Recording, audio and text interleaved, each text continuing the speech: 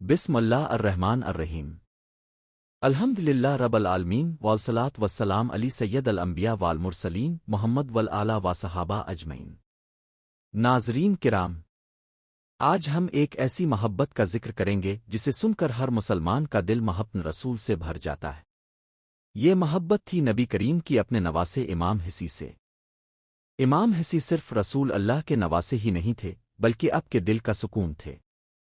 ایک دن نبی کریم نے امام حسن اور امام حسین کو اپنے سینے سے لگایا اور فرمایا، علی آموئے نن آمبایا میا فے اہنبی آمیا۔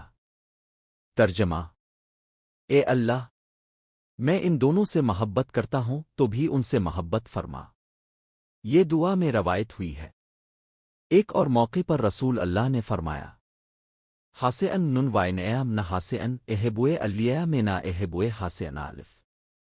ترجمہ: حسین مجھ سے ہے اور میں حسین سے ہوں۔ اللہ اس شخص سے محبت فرمائے جو حسین سے محبت کرے۔ یہ حدیث جیمی میں مذکور ہے۔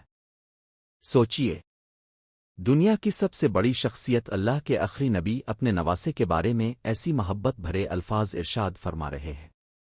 حضرت حسین جب چھوٹے تھے تو رسول اللہ انہیں اپنے کندھوں پر بٹھاتے، گود میں لیتے، بوسہ دیتے اور ان کے ساتھ محبت کا اظہار کرتے۔ ایک مرتبہ نبی کریم سجدے میں تھے۔ امام حسین آ کر آپ کی پشت مبارک پر سوار ہو گئے۔ اپنے سجدہ اتنا لمبا کیا کہ صحابہ کو تعجب ہوا۔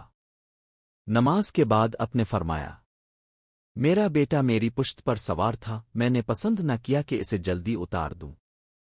یہ واقعہ ہمیں سکھاتا ہے کہ رسول اللہ بچوں کے ساتھ شفقت اور محبت کا بہترین نمونہ تھے۔ ناظرین، امام حسی کی زندگی ہمیں حق، صبر، تقوی اور دین پر ثابت قدم رہنے کا درس دیتی ہے۔ ان سے محبت کرنا رسول اللہ سے محبت کی علامت ہے۔ لیکن یہ محبت صرف دعووں سے نہیں بلکہ ان کی سیرت اور دین کی پیروی سے ثابت ہوتی ہے۔ آئیے دعا کریں۔ بڑھئے اللہ، ہمیں رسول اللہ کی سچی محبت عطا فرما، اہل بیت سے محبت نصیب فرما۔